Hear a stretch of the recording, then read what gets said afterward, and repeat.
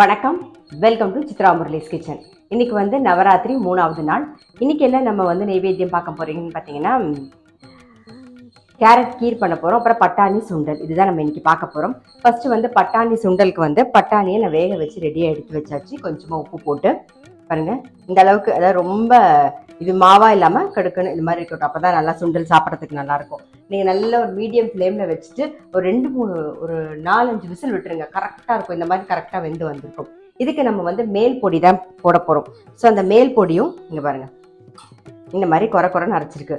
இதில் என்ன போட்டிருக்கேன் அப்படின்னு பார்த்தீங்கன்னா, தனியா, கடலைப்பருப்பு, உளுத்தம்பருப்பு, மிளகு, வரமிளகா, அதுக்கப்புறம் எள்ளு, பெருங்காயம், அப்புறம் கொஞ்சம் தேங்காய் சேர்த்து அரைச்சிருக்கேன். நான் மேலாக தேங்காயும் போட போகிறோம். ஸோ இதோடைய அளவு எல்லாமே வந்து நான் டிஸ்கிரிப்ஷன் பாக்ஸில் உங்களுக்கு கொடுத்துட்றேன். இந்த மாதிரி பொடி பண்ணி வச்சுக்கிட்டீங்க, இந்த சுண்டல் பொடி பண்ணி வச்சுக்கிட்டீங்க அப்படின்னா ரொம்ப சௌரியமாக இருக்கும். எந்த சுண்டலுக்கும் போடலாம். அதே மாதிரி காய்க்கு வேணாலும் யூஸ் பண்ணலாம். இது அவல் உப்புமா பண்ணுவோம்ல, அதுக்கு கூட நீங்கள் மேலாக தூவிட்டு பண்ணிங்கன்னா ரொம்பவே நல்லாயிருக்கும். தேங்காய் சேர்க்காமல் இந்த பொடி அரைச்சி வச்சுக்கிட்டிங்கன்னா வெளியிலேயே நீங்கள் ஸ்டோர் பண்ணிக்கலாம். தேங்காய் வறுத்து அரைச்சி வைக்கிறதா இருந்தது அப்படின்னா நீங்கள் வந்து ஃப்ரிட்ஜில் ஸ்டோர் பண்ணி வச்சுக்கோங்க. இப்போ எண்ணெய் விட்டுருக்கு, அது நல்லா காஞ்சிட்டு நம்ம வந்து சுண்டலை தாளிச்சிடுவோம். கடுகு போட்டிருக்கோம், உளுத்தம் பருப்பு, கருவேப்பிலை, வேக வச்ச பட்டாணியை சேர்க்கலாம்.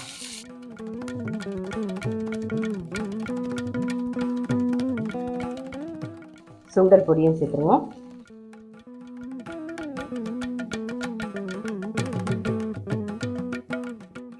தேங்காய் கொஞ்சம் சேர்த்துப்போம். கொஞ்சமாக பெருங்காயப்பொடி. நம்மளுடைய பட்டாணி சுண்டல் ரெடி. அதை எடுத்து வச்சுருவோம். அடுத்தது வந்து நம்ம கேரட் கீரி தான் பண்ண போகிறோம். அதுக்கு வந்து ஒரு 2 கேரட்டு, அதுக்கப்புறம் ஒரு 4-5 பாதாம் பருப்பு, 4-5 முந்திரி பருப்பு, கொஞ்சமாக பால் விட்டு வேக வச்சு ரெடியாக எடுத்து வச்சுருக்கேன். இதை இப்போ அரைச்சி எடுத்துகிட்டு வந்துடுவோம்.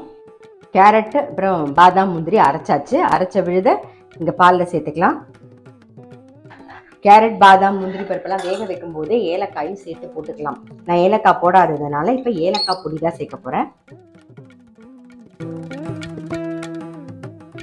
கேரட்லாம் அரைச்ச விழுத சேர்த்து நல்லா ஒரு கொதி வந்துடுது.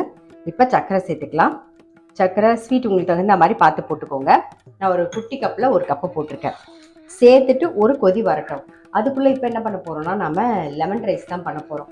ஸோ அதுக்கு கடாயில் எண்ணெய் விட்டுருக்கேன். அது நல்லா காஞ்சிடுது. தாளிச்சிடலாம். கடுகு, உளுத்தம்பருப்பு, கடலைப்பருப்பு, இஞ்சி, பச்சை மிளகாய் சேர்க்குறேன். கொஞ்சமாக மஞ்சள் பொடியும் சேர்க்க போகிறோம்.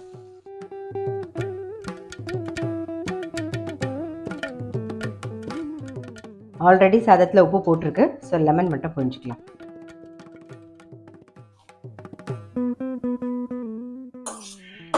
நல்லா மிக்ஸ் பண்ணிவிடுவோம். கொஞ்சம் கருவேப்பிலை சேர்த்துக்கலாம். அவ்வளோதான், நம்மளுடைய லெமன் ரைஸும் ரெடி. லெமன் ரைஸும் ரெடி, நம்மளுடைய கேரட் கீரும் ரெடி. அதை ஆஃப் பண்ணிடலாம். அவ்வளோதான். ஸோ இன்றைக்கி நைவேத்தியம் என்னென்னு பார்த்துருப்பீங்க. கேரட் கீர், லெமன் ரைஸ், அதுக்கப்புறம் வந்து பட்டாணி சுண்டல். கண்டிப்பாக நீங்களும் உங்கள் வீட்டில் ட்ரை பண்ணி பாருங்கள். நான் அடுத்த வீடியோவில் சொல்கிறேன்.